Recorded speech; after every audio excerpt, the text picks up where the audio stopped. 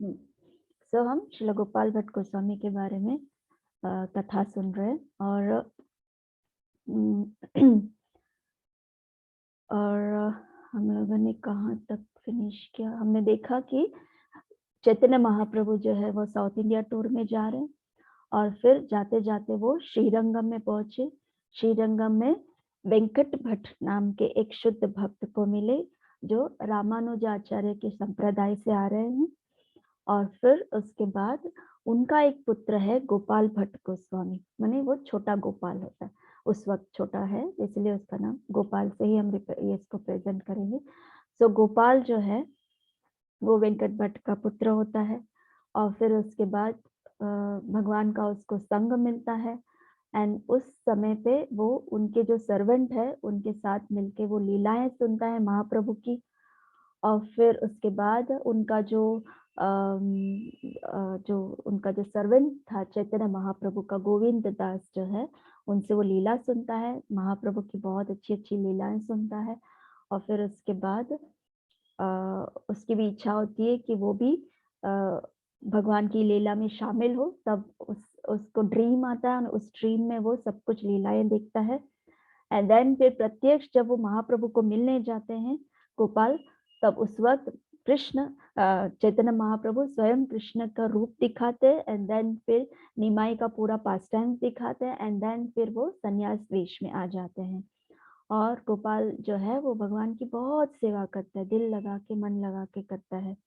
और फिर जब महाप्रभु जाने की बात करते हैं तब गोपाल बोलता है कि नहीं आप अभी मत जाइए, आप हमारे साथ रुक जाइए, तब क्योंकि चतुर्मास खत्म हो जाता है। एंड देन फिर उसके बाद गोपाल बोलते हैं कि आप रुक जाइए, तो महाप्रभु बोलते हैं कि नहीं अब हमें जाना होगा। फिर वो 15 दिन उन्हें कैसे भी करके रोक देता है। उससे पहले हमने देखा कि इस चतुर्मास में जब महाप्रभु उधर थे उस वक्त उनकी जो डिस्कशन होता है वो वेंकट भट्ट माने गोपाल के पिता के साथ होता है। तो क्या डिस्कशन होता है? डिस्कशन ये होता है क्योंकि गोपाल जो वेंकट भट्ट है वो और उनके जो भाई हैं वो सब जो है वह रामानुजाचार्य के फॉलोअर्स हैं और वो लोग नारायण को सबसे ज्यादा इम्पोर्टेंस देते हैं, राइट। सो कृष्ण ने पूछा, मतलब महाप्रभु ने पूछा कि आप लोग लक्ष्मी नारायण को बहुत मानते हो, नारायण को बहुत मानते हो, लेकिन आपकी लक्ष्मी जो है वो तो हमारे कृष्ण को देखने आ गई। तो फिर वहां की वो लीला होती है कि क्यों लक्ष्मी जी वहां पर आई थी करके। तो वेंकट भट्ट ने कहा कि तो इसमें गलत क्या है, क्योंकि नारायण और कृष्ण तो एक ही हैं, तो वो तो अपने एक फॉर्म से दूसरे फॉर्म में वो उनको मिलने चले गए, तो इसमें गलत क्या है, ऐसा जब वेंकट भट्ट ने चैतन्य महाप्रभु को कहा। तो महाप्रभु ने कहा अच्छा चलो ये मान लेते हैं, लेकिन जब वो लक्ष्मी जी मिलने गई थी उनसे लेकिन उनको रासलीला में प्रवेश नहीं हुआ, उसका क्या कारण है, क्या तुम बता सकते हो करके। तो अब वो तो कुछ बोल नहीं पाए, तो उन्होंने क्या कहा कि अब आप ही बता दीजिए कि क्या हो सकता है, मतलब आप ही बता सकते हैं, मुझे तो समझ में नहीं आता है कि इसमें मैं क्या आपको जवाब दे सकता हूँ करके। तो यहाँ पर हमने लास्ट टाइम विराम दिया था इस कथा को। अब आज से हम यहाँ से प्रारंभ करेंगे। फिर जब वेंकट भट्ट सरेंडर हो जाते हैं चैतन्य महाप्रभु के पास कि अब आप ही बोल सकते हैं, आप ही कृष्ण हो, आप ही नारायण हो, तो आपके अलावा मुझे कौन क्लियर कर सकता है करके, इसलिए आप ही मुझे क्लियर कीजिए करके वेंकट भट्ट बोलते हैं। तब चैतन्य महाप्रभु बोलते हैं कि वृंदावन जो है is a land of sweetness, माने वृंदावन जो है वहां पूरा माधुर्य लीला है। माधुर्य मतलब प्रेम, भगवान के साथ संबंध है उनका, इतना सुंदर संबंध है। लेकिन जो वैकुंठ है वो ऐश्वर्य भूमि, ऐश्वर्य मतलब आप कैसे बोलेंगे, रॉयल, सब कुछ रॉयल है। लाइक जैसे एक मान लीजिए इस मटेरियल वर्ल्ड में बंगलों में रहते हैं तो उनको सब फैसिलिटीज मिलती हैं, सब कुछ, उन्हें कहीं भी बाहर जाने की जरूरत नहीं है। जैसे ही पूछा सब कुछ इमीडिएटली उनके हाथ में आ जाता है, क्योंकि चारों ओर उनके सर्वेंट्स होते हैं, उनको सब कुछ देने के लिए होते हैं, वो जो ऑर्डर करते हैं उनको मिल जाता है। तो ऐसे सब वहाँ का ऐश्वर्य भूमि होता है। लेकिन वृंदावन जो है वो वैकुंठ भूमि, वृंदावन जो है वो माधुर्य भूमि है। वैकुंठ में ये है वैकुंठ, जहां आप लोग देख पा रहे हैं वैकुंठ है। वैकुंठ में नारायण को किस मूड से सब अप्रोच करते हैं, इनके जो भक्त है, नारायण के जो भक्त हैं, वो किस तरह से भगवान को रिप्रेजेंट ये करते हैं, किस मूड से देखते हैं नारायण को, कि वो सेवक है उनके, और भगवान उनके, नारायण जो है उनके भगवान है। समझ में आया? ये है, यहाँ पर जो है वो वृंदावन है, और ये जो है वैकुंठ है। वृंदावन जो है वो वैकुंठ से बहुत ऊंचा है, राइट? सो गोलोक, वृंदावन मतलब गोलोक धाम, और यहाँ का वृंदावन जो जो अभी जो मैं जहाँ रहती हूँ इस मटेरियल वर्ल्ड में, जो वृंदावन है वो उसका रेप्लिका है। रेप्लिका मतलब उसका मिरर है, गोलोक धाम का मिरर है। जब कृष्ण ने पास्ट टाइम्स किया था तब यहाँ बता रहे कि वैकुंठ में नारायण को एक मास्टर की तरह मानते हैं, कि वो लॉर्ड है, उनकी सेवा करनी चाहिए, उनको जो फैसिलिटीज देनी चाहिए उनको देनी चाहिए, उनकी आरती उतारनी चाहिए, उनको फैन पंखा चलाना चाहिए, उनको उनके जो आसन है वो सब बहुत ही अच्छा होना चाहिए, उनको फैसिलिटीज देनी चाहिए, उनको किसी प्रकार का कोई ये नहीं होना चाहिए। तो सब जो उनके भक्त हैं वो बस इसी तरह सेवा करते हैं। लेकिन वृंदावन में कैसी सेवा करते हैं? वृंदावन में कृष्ण को कोई भगवान ही नहीं मानता है, ऑल्दो वो भगवान स्वयं है, कि वृंदावन में कृष्ण को भगवान मानते ही नहीं है। और एक रीजन ये भी है कि कृष्ण को वृंदावन क्यों छोड़ के जाना पड़ा, क्योंकि अगर वो इन गोपियों को या वहां के जो गोपालों को अगर वो भगवत गीता सुनाने बैठेंगे तो क्या कोई सीरियसली उसकी सुनेगा? कोई गोपियां या वहाँ के ब्रजवासी इनकी सुनेंगे? गोपाल यहाँ के उनके फ्रेंड्स हैं, गोपास हैं, या फिर उनकी गोपियां हैं, वो लोग क्या कभी सीरियसली उसकी बात सुनेंगे कि हाँ हाँ चलो कृष्ण भगवत गीता बोल रहा है तो उसको सुनना चाहिए, चलो चलो बैठ के सुनते हैं? ऐसे कोई सुनने वाला है उसका? कोई नहीं सुनने वाला है। उल्टा उसको बोलेंगे क्या, ओ तू हमें भगवत गीता पढ़ाएगा, तुम्हें भी पता है कि भगवत गीता क्या होता है? ऐसे करके उसकी मजाक उड़ा देंगे। तो उतना प्रेम है कृष्ण से कि उनका प्रेम ही इतना ऊंचा है कि वो भगवान को, कृष्ण को भगवान ही नहीं मानते हैं। एंड कृष्ण को भी ये स्वीटनेस बहुत पसंद है, कृष्ण को ये भाव जो है वो बहुत पसंद है। एंड यहाँ के जो ब्रजवासी हैं वो लोग कैसे होते हैं, कि हम अभी कैसे हैं कि हम टोटली कृष्ण पे डिपेंड है, ठीक है? हमारे लाइफ में कुछ भी हो सकता है, हम कुछ भी हो तो हम टोटली कृष्ण पे डिपेंड है, कि नहीं कृष्ण ही हमारी रक्षा करेंगे, कृष्ण ही हमारी हर प्रॉब्लम्स को सॉल्व करेंगे, ऐसे सब करके हम कृष्ण पे डिपेंड करते हैं। लेकिन ब्रजवासी क्या होते हैं? ब्रजवासी सोचते हैं कि कृष्ण पे हम डिपेंड नहीं है, हम कृष्ण पे डिपेंड नहीं है, कृष्ण हम पर डिपेंड है। कृष्ण को जो भी चाहिए हमें हम ही दे सकते हैं, वो अपने आप तो कुछ कर ही नहीं सकता है। ऐसे करके वो उनका भाव है। यशोदा मैया कैसी होती है कि यशोदा मैया को पूरा सृष्टि दिखाया, पूरा मुंह खोल के पूरा उसने सृष्टि दिखाया, लेकिन फिर बाद में वो बोलती क्या है, ओ मुझे तो थोड़ा सा ये हो गया, मेरा लाडला है, मेरा लाडला है, आजा बच्चा, ऐसे करके गोदी में उठा के उसको लेकर जाती है। वो मानती ही नहीं कि वो भगवान है करके, वो उतना प्रेम है उन लोगों का। तो यहाँ पर कृष्ण के जो फ्रेंड्स होते हैं उसके साथ कैसे बर्ताव करते हैं? वो तो भगवान है, लेकिन उसको भगवान की तरह ट्रीट ही नहीं करते हैं। क्या करते हैं? उसको पंच करते हैं, किक करते हैं, और उसको ऐसे मारते हैं, पिंच करते हैं, तो कृष्ण जोर से चले, क्या करते हो तुम लोग करके, इस तरह से उसके साथ मस्ती करते हैं। नॉट विद द कंसिडरेशन कि ही इज गॉड, इस ये सोच के नहीं कि वो भगवान है, बस ये सोच के कि ये हमारा सबसे प्रिय सखा है। Although he is still God, वो भगवान है। जब ब्रह्मा जी जब उनके जो गोप सखाओं को वो लेकर चले गए थे, तब ब्रह्मा जी को भगवान ने अपना रूप दिखाया कि देखो मैं भगवान हूँ करके। लेकिन ये बात गोपाल या ब्रजवासी कभी भगवान को भगवान मानते ही नहीं थे। तो वो है माधुर्य भाव, उसको कहते हैं माधुर्य भाव। सो इन Vrindavan the Gopas play with Krishna. They climb on Krishna's shoulder. They steal butter together. They eat together and do many more exciting things. देखा, वृंदावन में वो अपने भगवान है, वो अपने सखाओं के साथ खेल रहे हैं।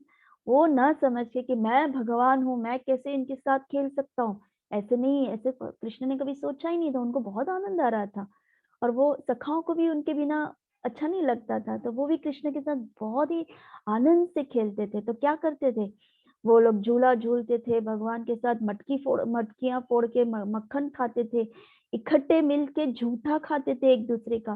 कृष्ण के मुंह में उसका एक सखा है कि अपना ही झूठा कृष्ण को खिला देते थे, तो कृष्ण अपना झूठा वो दूसरे ग्वाला को खिला देते थे। उस तरह से वो लोग, और यहाँ तो देखो भगवान के ऊपर वो क्लाइंब कर लेता था और उनके साथ वो मस्ती करता था। तो इस तरह से वृंदावन का भाव होता है।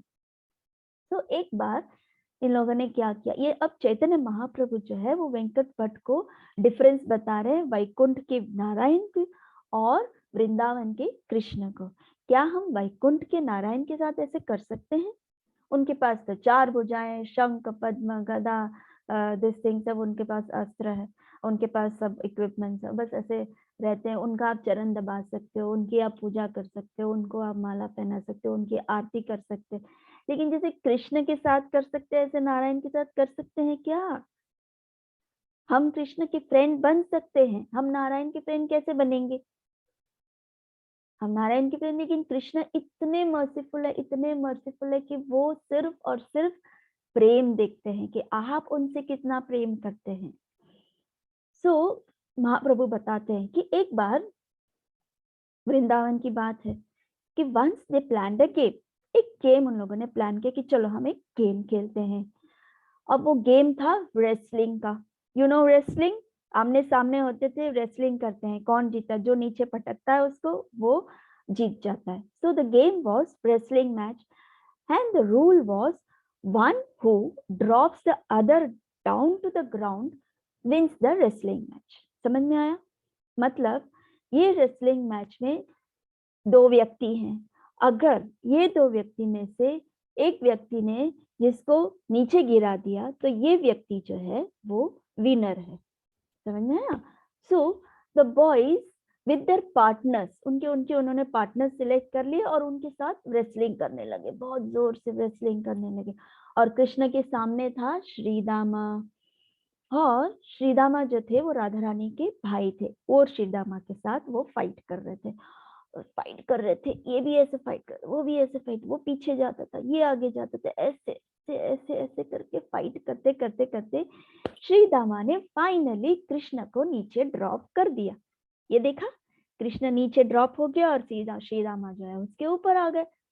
एंड सभी गोपास ने देखा कि ओ कृष्ण तो हार गया, तो जय जय जय जय श्रीदामा, जय जय, तुम जीत गए, तुम जीत गए, ऐसे करके सब श्रीदामा को बोलने लगे बाकी गोपाल।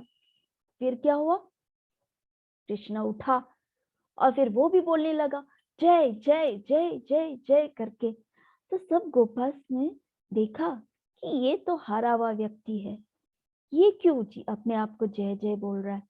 तो गोपा फ्रेंड्स ने कहा, अरे तुम क्यों जय जय जय बोल रहे हो, तुम तो हार गए, गेम हार गए हो, तुम्हें नहीं बोलना चाहिए जय जय, सामने वाला व्यक्ति जीत गया इसीलिए जय जय बोल रहे, तुम क्यों जय जय बोल रहे हो, तुम तो हार गए हो करके, तो तुम्हें जय नहीं बोलना चाहिए, ऐसे करके उसको गोपाल बता रहे थे।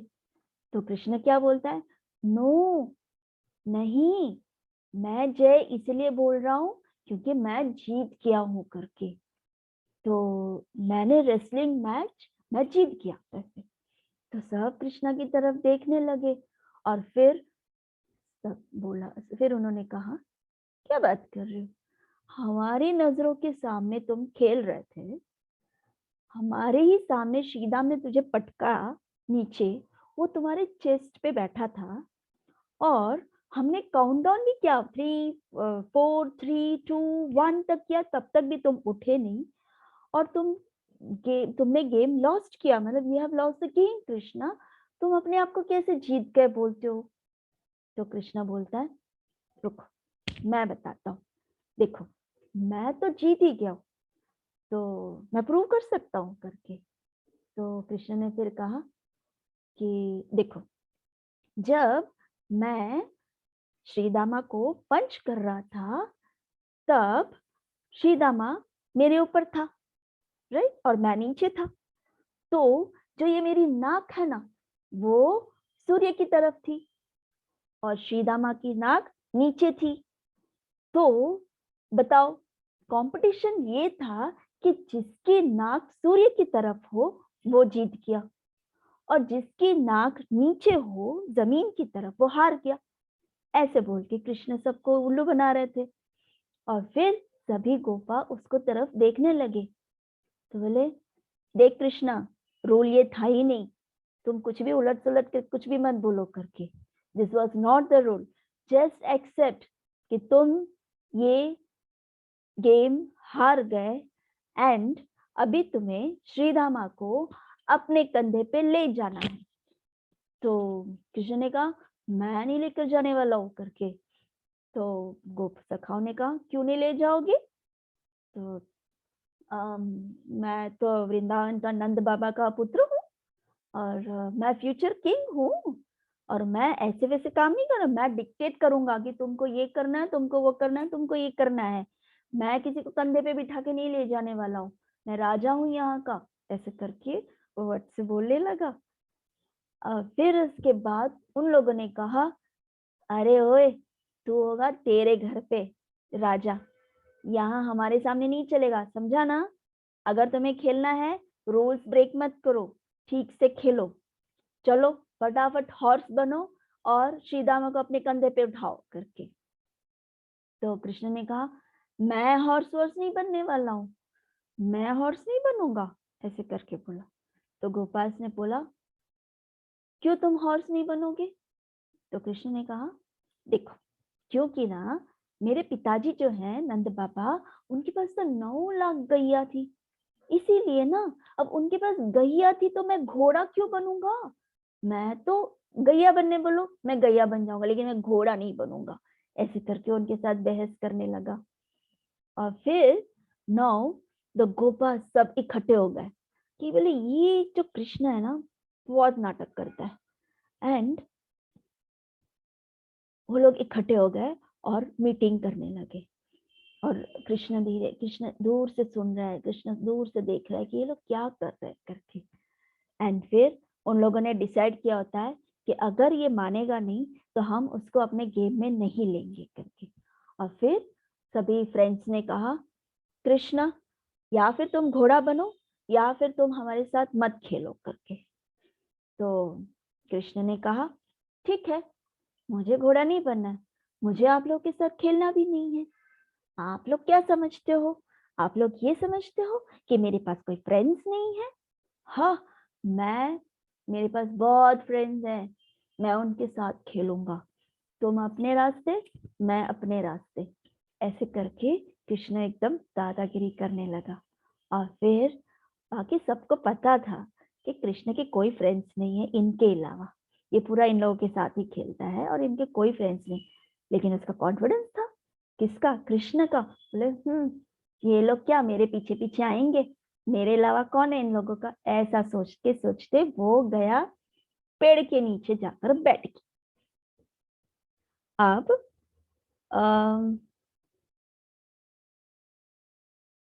So the friend said okay, ठीक है, तुम अपने रास्ते जाओ, हम अपने रास्ते जाएंगे, तुम अपने फ्रेंड्स के साथ खेलो और हम लोग खेलेंगे अपने हिसाब से।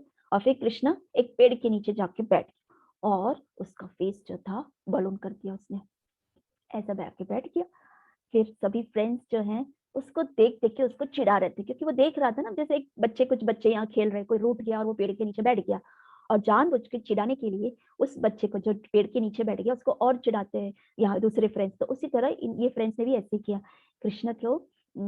और एक तरफ कृष्ण को देख भी रहे थे कि इसको कैसा लग रहा है, और कृष्ण मुंह फुला के बैठा है, ऐसा बैठा था। अब जब वो लोग खेल खेल के एकदम मस्ती करते करते खेल रहे थे, तो ऐसा लग रहा था जैसे उसको तो रहा ही नहीं गया था, कृष्ण को रहा ही नहीं गया था। एंड फाइनली कृष्ण बहुत जोर से रोने लग गया, इतना जोर से कि आ करके वो रोना शुरू कर दिया उसने। और फिर कुछ उसके फ्रेंड्स थे जो बहुत ही सॉफ्ट हार्टेड थे, वो कृष्ण को रोते हुए देखकर एकदम दुखी हो गए, और वो लोग उसके पास आए और बोले, क्या हुआ, तुम क्यों रो रहे हो करके। तो कृष्ण ने कहा कि मैं अपने जगह, अपना घर छोड़ के तुम लोगों के पास खेलने आया हूँ, तो मैं कहाँ जाऊंगा, आप लोगों के बिना तो मेरा कोई नहीं है, मैं तो आप लोगों के साथ ही खेलूंगा ना करके, ऐसे करके और रोते रोते बोलने लगा। फिर गोपाल ने कहा,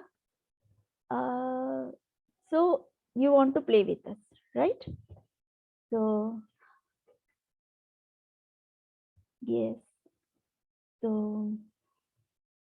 घोड़ा बनोगे? तो घोड़ा ऐसे करने लगा। एक गोपा ने कहा, बेटर हाँ बोल दे, क्योंकि नेक्स्ट टाइम जब तू हारेगा ना तो तुझे गधा बनाएंगे, इसलिए बेटर ये है कि तू घोड़ा बन के इस इस चुनौती को स्वीकार कर ले करके। कि कृष्ण के पास तो कोई चॉइस ही नहीं होता है। कृष्ण बोलता है, अच्छा मुझे गधा तो नहीं बनना, इससे तो घोड़ा ही अच्छा है, तो मैं घोड़ा ही बन जाता हूँ। और फिर उसके बाद भगवान घोड़ा बनते हैं, एंड देन उसके फ्रेंड्स सखाओं को बिठाते हैं उनके बैक में। तो इस तरह से होता है। आप सभी को सुनाई दे रहा है ना? सुनाई दे रहा है ना? क्योंकि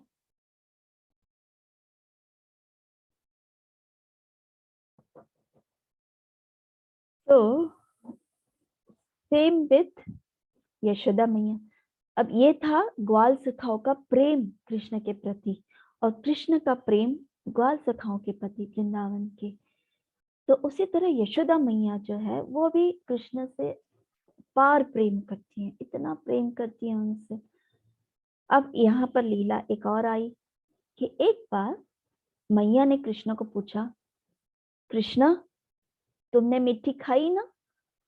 तो कृष्ण ने, अब तो पूरा कृष्ण का आप देख रहे हो ना, कृष्ण का पूरा मुंह मिट्टी से भरा हुआ है, तो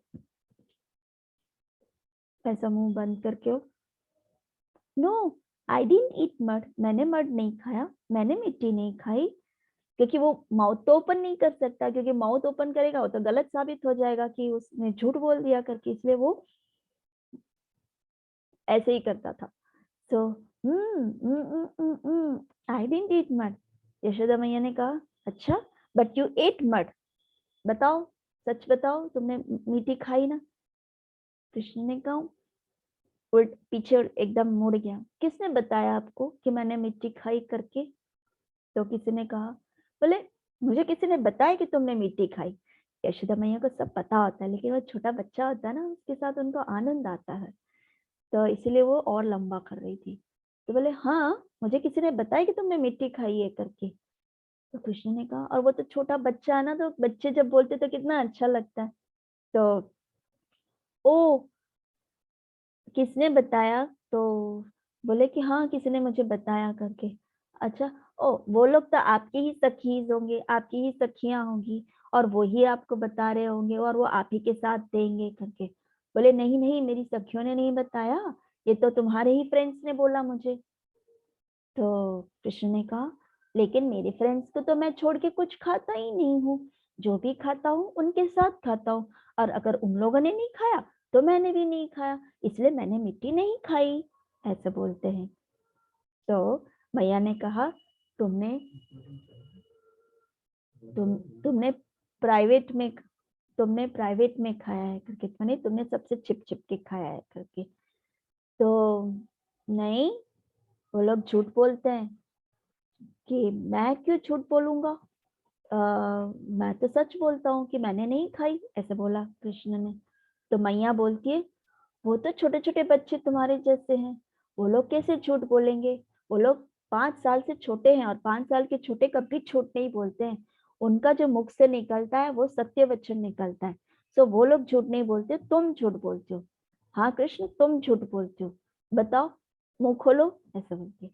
तो यशोदा मैया जब बोलती है तो कृष्ण बोलते हैं, कि नहीं नहीं मम्मी, नहीं नहीं मैया, मैंने माटी नहीं खाई है करके। तो अरे तुम्हारे बड़े भैया मतलब दाऊ ने भी बोला कि तुमने मिट्टी खाई है करके। तो अब अगर तुम ये बोलो कि बलराम झूठ बोल रहा है, तो तुम धर्म मतलब सत्य, जो सत्य है उसको ब्रेक कर रहे हो। और अगर तुमने झूठ बोला तो माने इसका मतलब ये कि तुम झूठ बोल रहे हो करके। तो कृष्ण बहुत उदास हो गया। कृष्ण ने कहा कि मैया, मेरा दिल बहुत दुख रहा है, मेरा हृदय बहुत दुख रहा है। यशोदा मैया देखी और बोली, इसका नाटक शुरू हो गया, ये नौटंकी शुरू हो गया करके। और फिर उसके बाद बोले, तो मैया सुन रही थी। तो मैया ने बोला नहीं, तो फिर कृष्ण ने बोला कि मैया, मुझे नहीं पता कि ये मेरे भाई कैसा बन गया, इसने मुझे बहुत हृदय को ठेस पहुंचा है। ये पता नहीं मेरा भाई कैसे बन गया करके। तो मैया ने पूछा, अच्छा तुम्हें ऐसा क्या दुख है बताओ। तो कृष्ण बोला कि आपको पता है, ये बलराम, आप भेजते हो उसको मुझे प्रोटेक्ट करने के लिए, मेरी रक्षा करने के लिए, लेकिन ये हर बार क्या करता है, वो हमेशा आ, हमेशा मुझे अकेला छोड़ देता है। सब लोग मेरा पक्ष लेते हैं, लेकिन वो एक अकेला व्यक्ति है जो मेरा पक्ष नहीं लेता है। वो मेरा दाऊ बोलता है, लेकिन वो मेरा पक्ष नहीं लेता है। मैया, ऐसा होता है बड़ा भाई, ऐसे होते हैं भाई, ऐसे करके नाटक करता है वो अपनी मैया से। और फिर उसके बाद अब यशोदा मैया के जो क्वेश्चन था कि कृष्ण ने माटी खाई है करके, उसपे से उसका गया दिमाग डाइवर्ट हो गया बलराम की तरफ। बोले, बलराम ने ऐसा किया, मैं तो बलराम को हमेशा कृष्ण को प्रोटेक्ट करने के लिए भेजती थी, तो ये क्या नया कृष्ण बोल रहा है करके। तो जब मैया ऐसे सोच रही होती है ना, तब उस बीच में उसके मुंह में जो मिट्टी होता है, उसको मुंह से एकदम बिजी होता है वो अंदर उसको गलने के लिए, मतलब उसको अंदर डालने के लिए। तो वो यहाँ से मिट्टी जो दांतों के बीच में फंसा होता है, यहाँ पर सब चिपका होता है, वो सब घुस देता है। और फिर उसके बाद वो अच्छा सा माउथ वॉश करके एकदम ऐसे करके वो मम्मा के सामने, मैया के सामने खड़ा हो जाता है। बोले, अब तो कॉन्फिडेंस आ गया ना, अब तो मुंह में कुछ नहीं है उसके। तो बोले, माँ, मुझे आपको कुछ बोलना है जो मेरे मन को बहुत ठेस पहुंची है। आप ही बताइए मैया, क्या इसने, ये दाऊ ने सही किया? बताइए मैया। तो मैया पूछते, बताओ तो सही क्या हुआ। अब मैया बहुत सीरियस हो गई। बोले, मेरा लल्ला क्या बोल रहा है दाऊ के बारे में, मतलब बलराम के बारे में। और उसका जो कृष्ण का जो नाटक होता है, थोड़ी देर तो ऐसा लगता था कि वो सच्ची में ऐसे ही कर रहा है। तो बोलता है, मैया, 2.5 साल से मैं इसको सह रहा हूँ, 2.5 साल से मैं उसको सह रहा हूँ मैया। आंख से पानी निकाल के बोलता है, 2.5 साल से मैं सह रहा हूँ मैया। अच्छा, क्या किया दाऊ ने बताओ, ऐसे बोला। आपको पता है, वो सबके सामने मुझे मेरी मजाक उड़ाता है करके। तो सब मेरे फ्रेंड्स वहां होते हैं मेरे साथ, और उनके सामने वो मुझे बोलता है कि मुझे एक प्रश्न करना है कृष्ण। तो मैंने भी कहा उसको, हाँ दाऊ बोलो ना, क्या बोलना है आपको। तो मैं सोच रहा था कि यशोदा मैया गोरी, हाँ, नंद बाबा गोरे, हाँ, मैं दाऊ तुम्हारा, मैं भी गोरा, हाँ, तो तो तुम काले क्यों हो? यशोदा मैया गोरी है, नंद बाबा गोरे हैं, मैं भी गोरा हूं तुम्हारा भाई, तुम काले क्यों हो? तो कृष्ण ने बलराम की तरफ देखा और बोला, और बहुत इनोसेंटली उसने बोला, क्या पता दाऊ, ऐसे ही हो गया होगा, मुझे क्या पता मैं क्यों काला हूं। ऐसे करके वो एक्सप्रेस करने लगा। दाऊ बहुत सीरियस हो गए थे। दाऊ ने कहा, नहीं नहीं कृष्णा, ऐसी बात नहीं है, तुमने ये दुनिया देखी ही नहीं है, लेकिन मैं तुमसे बहुत बड़ा हूँ, मैंने ये दुनिया को बहुत अच्छे से देखा है, लेकिन मैं कैसे बोलूं, मैं मुझे समझ में नहीं आ रहा है कि मैं तुम्हें कैसे बोलूं, कैसे बोलूं, मुझे बहुत ही ऐसा हो रहा है कि क्या करूं मैं करके। तो अब कृष्ण जो है वो विचलित हो जाता है, बोले दाऊ बताओ ना क्या हुआ, बताओ ना, ऐसे करके। तो दाऊ बोलते हैं, एक्चुअली तुम्हें पता है कि तुम यशोदा मैया और नंद बाबा के पुत्र नहीं हो, तुम्हारे कोई पेरेंट्स ही नहीं है, हमें पता ही नहीं है तुम्हारे पेरेंट्स कौन है, तुम कहाँ जन्म हुए, तुम्हारा जन्म कहाँ हुआ वो भी नहीं पता। एक्चुअली तुम्हें ना वृंदावन के स्ट्रीट में दिखाई दिए, तब नंद बाबा उधर से गुजर रहे थे, देखा कि एक छोटा सा बच्चा जो है वहां पर स्ट्रीट में स्ट्रीट में है और वो रो रहा है करके। तो नंद बाबा ने देखा और उन्हें तुम पर दया आ गई और उन्होंने उठाया और तुम्हें घर लेके आया, और उन्होंने प्रॉमिस किया सबको कि मैं किसी को नहीं बताऊं, और खास करके कृष्ण को तो मैं बताऊंगा ही नहीं कि वो मेरा पुत्र नहीं है करके। तो लेकिन क्या है कि मैं दाऊ हूं ना तुम्हारा, ये सीक्रेट मैं कैसे रख सकता हूँ, इसलिए मैंने तुम्हें बता दिया। तो ये जैसे ही सुना, कृष्ण बहुत जोर से रोने लगा, बहुत जोर से रोने लगा, एकदम रोने लगा कि मैया, दाऊ ने क्या बोल दिया कि मैं यशोदा मैया और नंद बाबा का पुत्र नहीं हूँ बोल रहे, मैं स्ट्रीट्स में मिला हूँ उनको बोल रहे, मैं उनका पुत्र नहीं हूँ। ऐसे करते करते रोते रोते वो उस वक्त यशोदा मैया के पास चला गया, और यशोदा मैया ने बोला, क्या हुआ लल्ला, क्यों रो रहा है करके। तो फिर उसने बोला, दाऊ जो, क्या दाऊ ने जो बोला वो सत्य था करके। तो मैया ने बोला, क्या सत्य, तो बोले कि दाऊ ने ऐसे बोला वैसे बोला, वो तो पूरा डिस्क्राइब करता है वो मैया के सामने। तो यशोदा मैया ऐसे हो गई, क्या बात कर रहे हो, ऐसा थोड़ी ना है, तो मेरा ही लल्ला है, ये किसने ऐसे क्यों कह दिया उसने करके। वही तो बलराम जी और दाऊ हमेशा मेरे साथ ऐसे करते हैं, ऑल द टाइम मेरे सभी फ्रेंड्स के सामने मेरा नाक काट देते हैं कि मैं आपका पुत्र नहीं हूँ, आपका पुत्र नहीं हूँ करके। और मुझे बहुत दुख हो जाता है कि ये ऐसे क्यों करते हैं, ये मेरे भाई ऐसे क्यों करते हैं करके। यशोदा मैया कुछ नहीं बोली उस वक्त। तब उसने कहा, मैया मेरे पास एक सॉल्यूशन है। तो यशोदा मैया ने कहा, अच्छा बताओ, अब क्या सॉल्यूशन है तुम्हारा। ये सब नौटंकी वो भी जानती है कि ये सब नाटक कर रहा है करके, इतना बड़े बड़े नाटक। तो आप ना एक काम करो, मेरी शादी किसी गोरी और सुंदर लड़की से करा दो। तो मैया ऐसे चौंक जाती है कि इतने छोटा सा है और इसको शादी करनी है। तो बोले, क्यों, तुम्हारी शादी क्यों करवा दे। तो उसने कहा कि मैया आप समझ रही हैं ये मेरी बात, ताकि अगर मेरी शादी हो जाए ना तो नेक्स्ट टाइम जब दाऊ मुझे चिढ़ाएंगे ना तो मैं उनको बोल सकता हूँ कि देखो मैं काला हूँ लेकिन मेरे पास गोरी बीवी है, प्यारी बीवी है, तुम तो गोरे हो लेकिन आपके पास तो कोई लड़की ही नहीं है, आपके साथ तो कोई बीवी भी नहीं है, तो मैं तो बोल सकता हूँ ना कि मेरे साथ देखो मेरी कितनी गोरी और सुंदर बीवी है। तो तो यशोदा मैया हंसती है और बोलती है, अच्छा तुम्हारे पास कोई चॉइस तुमने ढूंढ के रखा है, तुमने सोच के रखा है कि कोई है तुम्हारी नजर में कोई लड़की है ऐसे करके। बोले, हाँ मैया है तो सही।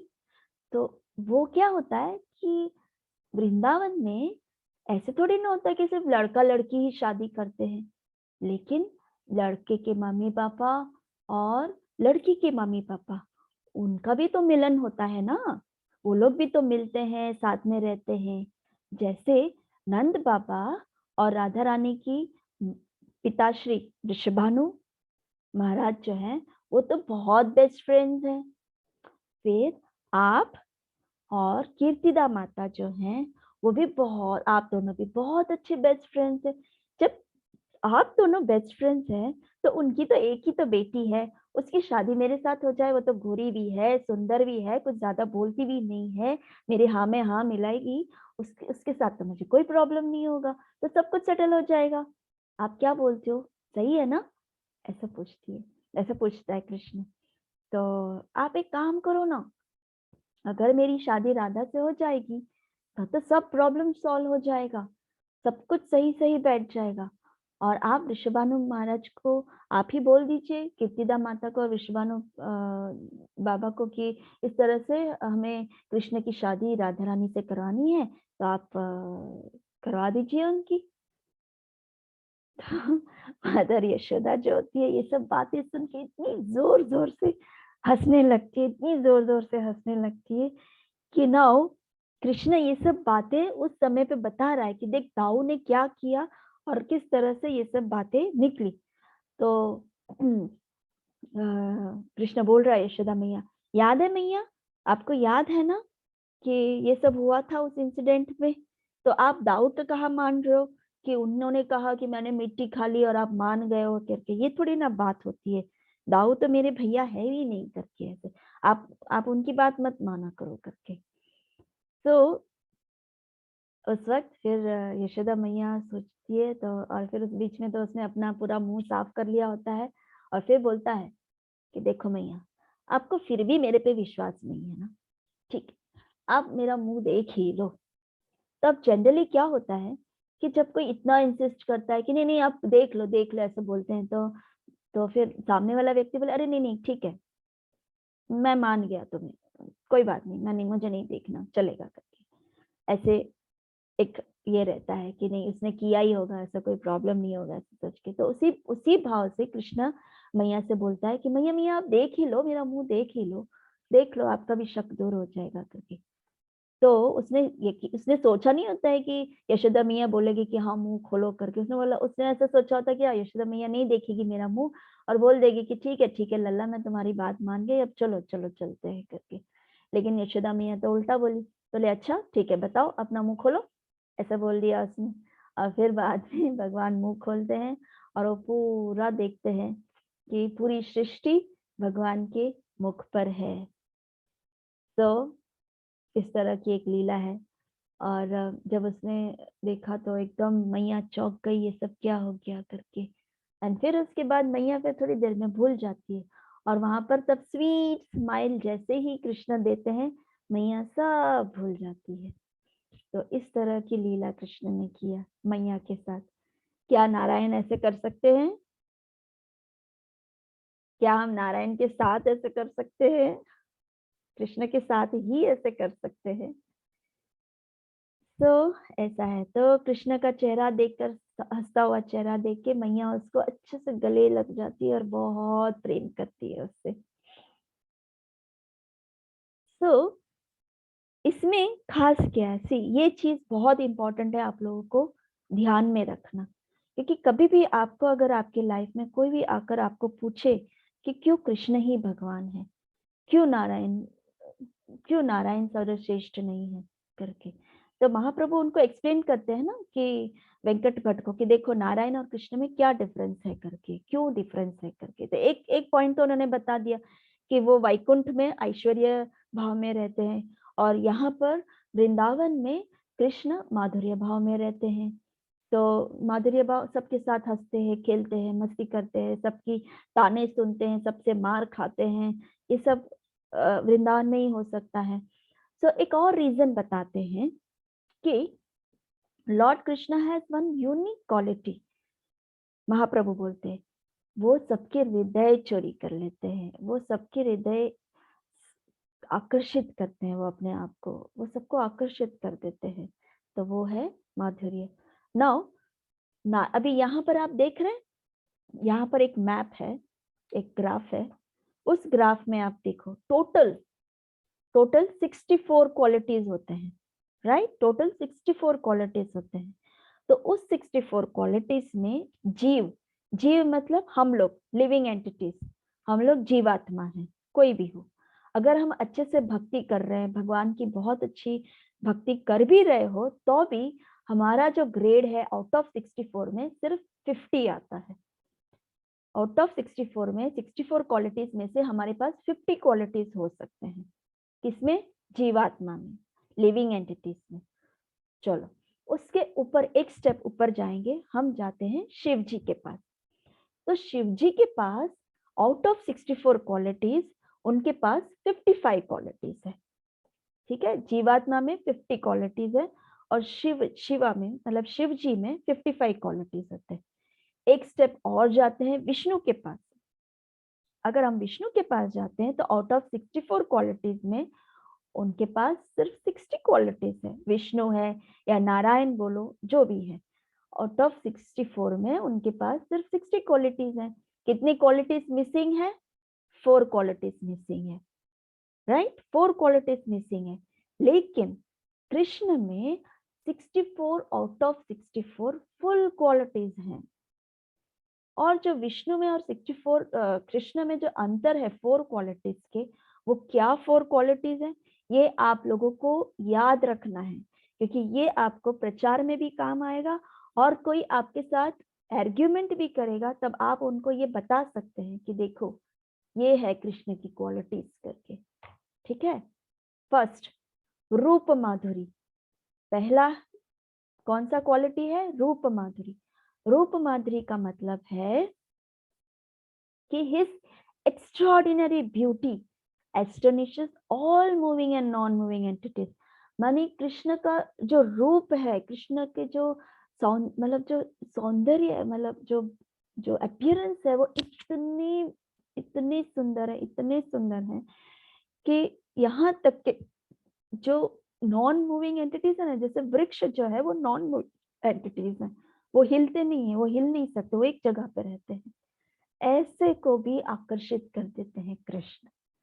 जब कृष्ण वृंदावन में थे तो वहां की जो ट्रीज और वो सब है, जब कृष्ण वहां से गुजर रहे थे, वहां के जो वृक्ष है वो झुक जाते थे कृष्ण को देखकर, क्योंकि वो एक्सप्रेस करना चाहते थे कि वो इतने मोहित हो जाते थे कृष्ण को, चेहरा कृष्ण को देखकर इतना आकर्षित हो जाते थे कि वो एकदम ऐसे झुक के भगवान को प्रणाम करते थे। तो उनके जो ब्रांचेस है, उनके जो जितने एकदम घने घने जो ब्रांचेस है, वो ब्रांचेस भगवान के चरणों तक छू जाते थे।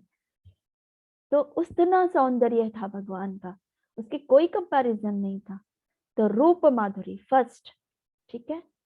सेकंड लीला माधुरी। जिस तरह की लीलाएं भगवान ने की है, आप हिस्ट्री में कभी भी किसी के बारे में भी पढ़ोगे, ऐसी लीलाएं कभी किसी ने नहीं की है। कोई भी किसी भी तरह के, आप देवी देवताओं को ले लो, किसी भी तरह के, इवन नारायण को भी ले लो, ऐसी ऐसी लीलाएं उन्होंने नहीं की। स्पेशली चाइल्डहुड पास टाइम जो वृंदावन में उन्होंने की। Is a performer of wonderful varieties of pass time. उनके एक एक पास टाइम्स में इतना ज्यादा अट्रैक्टिव कि आपको ऐसा लगे कि ये बार बार सुनते रहना है। आप देखो, जैसे आप लिटिल कृष्णा देखते हो या कुछ भी ऐसी चीजें देखते हो, आपको बार बार देखने को मन करता है। क्यों? क्योंकि वो इतना आकर्षित होता है, उनकी लीलाएं इतनी आकर्षित होती है। इसीलिए सेकंड है लीला माधुरी, फर्स्ट है रूप माधुरी, सेकंड है लीला माधुरी, राइट। थर्ड है वेणु माधुरी। जब भगवान बांसुरी बजाते हैं, जब बांसुरी बजाते हैं तो ऐसे बजाते हैं कि पूरी तीनों लोक मोहित हो जाते हैं। ये देख, बंदर, गैया, ये सब उनके ग्वाल बाल, यहाँ के तोते, यहाँ के ट्रीज, वो सब इतने मोहित हो जाते हैं कि उन्हें पता ही नहीं चलता कि वो कहाँ, बस ऐसे ही खो जाते हैं। वो इतना सुंदर, इवन देवी देवता सब सब सब तीनों लोगों के सब लोग, जितने लोग भी हैं, वो सब कृष्ण की बांसुरी से मोहित हो जाते हैं। तो ऐसे बांसुरी कोई नहीं बजाता है। नारायण के पास होता है क्या बांसुरी? शिव जी के पास होता है बांसुरी? ब्रह्मा जी के पास होता है बांसुरी? नहीं, सिर्फ कृष्ण के पास होता है बांसुरी। और आप मानोगे नहीं, ये बांसुरी बजाना इतना टफ है, बहुत ही कम लोग होते हैं जिनके पास जो बांसुरी सीख पाता है, वरना कोई बांसुरी इतना जल्दी नहीं सीख पाता है। लेकिन इतना टफ होता है, ये इंस्ट्रूमेंट ही इतना टफ होता है। सो ये है, थर्ड है वेणु माधुरी, फर्स्ट है रूप माधुरी, सेकंड है लीला माधुरी, थर्ड है वेणु माधुरी। और फोर्थ है प्रेम माधुरी। प्रेम माधुरी, ये प्रेम ही तो है। जो सखा, ग्वाल सखा जो होते हैं, उनके जो गोप सखा होते हैं, उनसे प्रेम ही तो करते हैं। एंड गोपियों के साथ जो उनका प्रेम होता है, इतना अत्यंत प्रेम होता है इनका कि ऐसी लीलाएं तो किसी और ने की ही नहीं है। नारायण के पास एक लक्ष्मी ही है, लेकिन कृष्ण के पास कितने सारे हैं। राधा रानी के अलावा और कितनी गोपियां हैं, है ना। 16,000 और 16,108 तो मेन गोपीज हैं, उसमें इसके अलावा भी बहुत सारी गोपियां हैं उनकी। जब वो द्वारका में लीला करते हैं, वहां पर 16,108 वाइफ्स हैं, इतनी सारी पत्नियां हैं उनकी। तो ये सिर्फ कृष्ण कर सकते हैं। तो ये है प्रेम माधुरी। ये 4 क्वालिटीज किसी भी देवी देवताओं में, ब्रह्मा में, न शिव में, न विष्णु में, ये 4 क्वालिटीज देख सकते हैं। समझ में आ गया आप लोगों को। फर्स्ट है रूप माधुरी, सेकंड है लीला माधुरी, थर्ड है वेणु माधुरी, और फोर्थ है प्रेम माधुरी। ठीक है। ये लाइफ टाइम आपका, ये जब तक ये बॉडी है तब तक आप लोगों को ये याद रखना चाहिए, कभी नहीं भूलना चाहिए कृष्ण की ये क्वालिटीज। सो अब the supreme personality of God head Krishna जब रास लीला करते हैं, लक्ष्मी देवी अट्रैक्ट हो जाती है। लेकिन जब नारायण को गोपियां देखती है, तो नारायण गोपियों को अट्रैक्ट नहीं कर पाती हैं। जैसे कि आपको लीला सुनाती हूँ। एक बार क्या हुआ, कृष्ण तो किसी के भी फॉर्म ले, कृष्ण नारायण का फॉर्म ले सकते हैं ना, आफ्टर ऑल नारायण उन्हीं से तो आए हैं। तो एक बार क्या होता है, गोपियां जो होती है कृष्ण को ढूंढते ढूंढते इधर उधर करके ढूंढ रही होती हैं, क्योंकि उनका रासलीला का समय होता है, रासलीला करना होता है। तब सभी गोपियों को अहंकार हो जाता है कि ओह देखा, कृष्ण मेरे साथ हैं। वो समझे कृष्ण मेरा है, कृष्ण मेरे अलावा किसी और के पास है ही नहीं, कृष्ण हमारे साथ राज कर रहे, ऐसे करके उनको अहंकार आ जाता है। तो कृष्ण तो सर्वव्यापी हैं, उनको तो सब समझ में आता है किसके हृदय में क्या चल रहा होता है। अतः अचानक वहां से लुप्त हो जाते हैं, लुप्त होते हैं। और फिर गोपियां जो है वो ढूंढती हैं कृष्ण। अचानक कृष्ण जब लुप्त हो जाता है तो वो ढूंढने लगती है, अरे हमारा कृष्ण कहाँ है, हमारा कृष्ण कहाँ है, कृष्ण कहाँ है करके ढूंढने लगती है, इधर उधर उधर इधर ढूंढने लगती है। और फिर कृष्ण ने सोचा कि चलो मैं नारायण का फॉर्म ले लेता हूँ करके। तो एक पेड़ के नीचे कृष्ण जो है वो नारायण का फॉर्म ले लेते हैं। शंख चक्र गदा पद्म, इस तरह से 4 भुजाएं वाले नारायण का रूप लेकर खड़े हो जाते हैं। और फिर गोपियां देखती है, तो गोपियां देखती है तो उनको अट्रैक्ट होना चाहिए ना, जैसे लक्ष्मी देवी जो है वो कृष्ण को देख के अट्रैक्ट हो गई थी, वैसे गोपियां भी कृष्ण नारायण को देख के अट्रैक्ट होनी चाहिए थी। लेकिन गोपियों ने क्या किया, नारायण को प्रणाम किया, उनके चरणों को अर्पण किया, उन्होंने स्तुतियां गाई और बोला कि हे नारायण, आपको कोटि कोटि दंडवत प्रणाम। क्या आपने हमारे कृष्ण को देखा? कृष्ण को ही पूछते हैं, क्या आपने हमारे कृष्ण को देखा? तो नारायण तो कुछ बोले नहीं, ऐसे ही खड़े थे कृष्ण एकदम पुतले की तरह, और फिर वहां से वो चले गए। कहने का तात्पर्य ये है कि नारायण भी गोपियों को अट्रैक्ट नहीं कर पाए, और वो सिर्फ गोपियां सिर्फ कृष्ण की तरफ आकर्षित थी। उनको कृष्ण के अलावा और कुछ दिखाई नहीं देता था, चाहे वो कैसे भी हो, कोई सबको प्रणाम कर लेते थे। यहाँ तक कि जो जो हमारी ये जो एक बार कृष्ण को ऐसे ही उनको देखना था, कृष्ण इतने सुंदर लगते हैं, कृष्ण इतने अच्छे से लगते, तो वो उनके घर से होते हुए फॉरेस्ट जाते हैं ना, वृंदावन, मतलब गाय चराने जाना होता है, तो उस वक्त उनके घर से होकर जाना पड़ता था। तो ये जो पलकें हैं हमारी, वो गिरती हैं, ऐसे ऐसे ऐसे होती है ना हमारी पलकें, ऐसे ऐसे होती है। तो वो जो पलकें होती थी वो गिरता था तो भी उन्हें नहीं अच्छा लगता था, क्योंकि उतना क्षण भी वो कृष्ण को नहीं देख पाते थे। तो वो ब्रह्मा जी को गाली देते थे कि क्या क्रिएटर है, इसको किसने क्रिएटर बना दिया, इसको किसने क्रिएटर बना दिया। कृष्ण का हम दर्शन नहीं कर पा रहे, ये पल के बीच बीच में झपकती रहती है, ऐसे भी कोई क्रिएटर होता है क्या? इसको समझ में नहीं आया, क्रिएट करना नहीं आया, इस तरह से करके वो ब्रह्मा जी को कोसते थे। तो ऐसा था गोपियों का प्रेम। तो कहने का तात्पर्य ये है कि नारायण गोपियों को अट्रैक्ट नहीं कर पाए। तो यहाँ पर यही वेंकट भट्ट को वो पूरा डिस्कशन कर रहे थे। ये सब सुनकर वेंकट भट्ट जो है वो अब समझ गए कि नहीं, ये बात तो अवश्य सत्य है कि कृष्ण ही सर्वश्रेष्ठ है। कृष्ण ही कृष्ण के जो 4 क्वालिटीज भगवान ने बताया वो उन्होंने स्मरण किया। और फिर बाद में वेंकट भट्ट, उनके भाई तिरुमला भट्ट, प्रबोधानंद सरस्वती और उनका पुत्र गोपाल भट्ट, वो सब महाप्रभु के कहने पे जो रामानुजाचार्य को फॉलो कर रहे थे, नारायण इसको फॉलो कर रहे थे, वो सब गौड़ीय वैष्णव को वो तरफ सरेंडर हो गए, मतलब गौरांग प्रभु महाप्रभु की तरफ सरेंडर हो गए, कृष्ण की तरफ सरेंडर हो गए।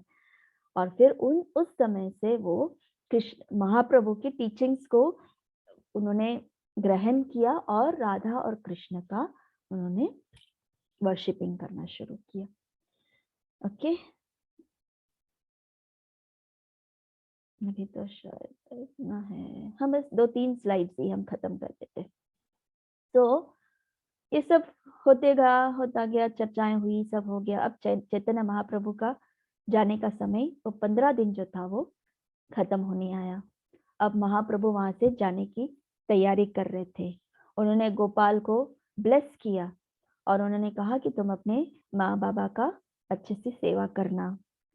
गोपाल जो था वो वापस रोने लगा, क्योंकि वो महाप्रभु के विरह सह ही नहीं सकते थे। उनको महाप्रभु के बिना कुछ अच्छा ही लगता था। बस महाप्रभु है, मुझे अब और कुछ नहीं चाहिए। मुझे इस संसार में चाहे कितनी भी अच्छी चीजें क्यों ना मिले, बट मुझे वो सब चाहिए ही नहीं। मुझे सिर्फ महाप्रभु चाहिए, मुझे सिर्फ महाप्रभु चाहिए। उनको अपने माँ बाबा से भी उतना प्रेम नहीं था जितना महाप्रभु से उन्हें प्रेम था। तो गोपाल रोने लगे। तो बोले, और उन्होंने कहा कि महाप्रभु मुझे भी आपके साथ आना है, मुझे भी आपके साथ ले चलो, मैं आपका अच्छे से सेवा करूंगा। आप मेरे साथ रहेंगे तो आप मुझे शक्ति देंगे, और भी भक्ति मेरी अच्छी से शुद्धता हो जाएगी, और आप मुझे शक्ति देंगे कि मैं और अच्छी भक्ति कर सकूं, कृष्ण भक्ति कर सकूं करके। तो महाप्रभु ने उसको देखा और कहा कि अभी तुम बहुत छोटे हो, अभी तुम्हें अपने पेरेंट्स की सेवा करनी चाहिए, तुम अपने पेरेंट्स की सेवा करो, और फिर जब तुम बड़े हो जाओगे तब तुम अवश्य वृंदावन जाओगे, और वहां पर तुम कृष्ण के नाम को, मतलब होली नेम ऑफ कृष्ण, मतलब तुम हमेशा कृष्ण के नाम को ग्लोरीफाई करोगे, वहां पर तुम प्रचार करोगे वृंदावन में। इसलिए फिलहाल तुम यहाँ पर अपने पेरेंट्स की सेवा करो और रुक जाओ करके। और इन दिस वे महाप्रभु उन सभी फैमिलीज को उन्होंने इंस्ट्रक्शंस देने के बाद महाप्रभु वहां से नेक्स्ट जर्नी की तरफ बढ़ रहे थे। यहाँ पर with in short time Shri Gopal Bhatt Goswami, Gopal जो था उसने संस्कृत ग्रामर पढ़ लिए, पोएट्रीज उसने लिखना शुरू कर दिया, रियोट्रिक, एंड इतना एक्सपर्ट हो गया वो स्क्रिप्चर्स में कि वो वेदांत सूत्र में भी वो बहुत ही ज्यादा एक्सपर्ट था। उसका जो स्कॉलरशिप था, उसकी जो एजुकेशन थी, वो उसकी कंपैरिजन किसी के साथ भी नहीं कर सकते थे। उस तरह की उन्होंने उस तरह से उन्होंने पढ़ाई की। सो आप लोगों से भी ये निवेदन है कि आप लोग कृष्ण भक्त हैं, आप लोगों को बहुत ही अच्छे से पढ़ना चाहिए, ताकि ये तो मटेरियल चीजें तो पढ़नी ही चाहिए, लेकिन स्क्रिप्चर्स भी उतने ही पढ़नी चाहिए, ताकि आपके सामने जब कोई ऐसा व्यक्ति या कोई ऐसा नॉन डिवोटी आ जाए या कृष्ण के लिए कोई कुछ गलत कहे, उनके सामने आपको आपके पास प्रूफ होना चाहिए, आपके पास एविडेंस होना चाहिए कि देखो ये शास्त्र में लिखा है, यहाँ पर ये लिखा है कृष्ण के बारे में, आप क्यों नहीं मानते हैं? और उन्हें भक्त बनाने की कोशिश करनी चाहिए। हमारा गोल ही ये है कि हम जितने नॉन डिवोटीज मिलते हैं उन्हें भक्त बनाएं, उन्हें कृष्ण के बारे में जानकारी दें। तो इस तरह से गोपाल ने भी उस सभी चीजों का, स्क्रिप्चर्स का उन्होंने ज्ञान ले लिया, ताकि आगे जाके वो अच्छे से प्रचार कर सके। फिर उन्होंने अपने जो काकाश्री हैं, जो प्रबोधानंद सरस्वती, उनसे उन्होंने दीक्षा प्राप्त कर ली। और फिर दीक्षा प्राप्त करने के बाद गोपाल भट्ट जो है वो पूरी तरह भगवान के इसमें चित्त, उनका जो चित्त था ऑलमोस्ट भगवान के बारे में ही सोच रहा था, भगवान के बारे में जो भी हर जो चीज वो कर रहा था वो सिर्फ कृष्ण के साथ रिलेटेड था। एंड कृष्ण के चरण कमल को हमेशा वो याद करता था। सो दिन रात वो भगवान के बारे में सोचता था कि कब वो जाएगा, कब वो महाप्रभु को मिलने जाएगा, ऐसा सब हमेशा सोचता रहता। बट एक तरफ उसे ये भी था कि ओ उसके अब ये बड़ा भी हो गया था, तो पेरेंट्स की भी देखभाल करनी है, ऐसे सब करके उसके दिमाग में बहुत ऐसा सब चल रहा था। और फिर एक समय ऐसा आया कि उसके माँ बाप बहुत वृद्ध हो गए और फिर उनका जाने का समय आया था। तब गोपाल भट्ट को उन्होंने बुलाया और उन्होंने कहा कि गोपाल तुमने हमारी बहुत अच्छी सेवा की, तुमने महाप्रभु ने जो बोला उस आज्ञा का पालन किया, उनके ना होते हुए भी तुमने उनके इंस्ट्रक्शंस को इतना अच्छे से फॉलो किया, एक गुरु का तुमने मान रख के तुमने उनका फॉलो किया है, तो उससे हमें बहुत प्रभावित हुए, हम बहुत खुश है कि तुम हमारे पुत्र हो। और हम चाहते हैं कि हमारे जाने के बाद तुम चैतन्य महाप्रभु के आदेशों को अच्छे से पालन करते हुए तुम वृंदावन जाना करके। और फिर उसके बाद उनके माता पिता ने ये इंस्ट्रक्शन दिए और फिर उनके माँ बाबा ने चैतन्य महाप्रभु के को नित्य एकदम डीप चिंतन में चले गए और उनके लोटस फीट को इतना डीपली वो याद करते करते करते उन्होंने अपना शरीर छोड़ दिया। और फिर गोपाल भट्ट गोस्वामी ने अपना ड्यूटीज निभाए जो चैतन्य महाप्रभु ने कहा। तो अब जो नेक्स्ट होगा वो वृंदावन अब जाने का उनका नेक्स्ट स्टेप होगा। तो यहाँ तक हमारी गोपाल भट्ट गोस्वामी की यहाँ तक लीलाएं समाप्त होती है। तो बताओ, आप लोग को कोई क्वेश्चन है?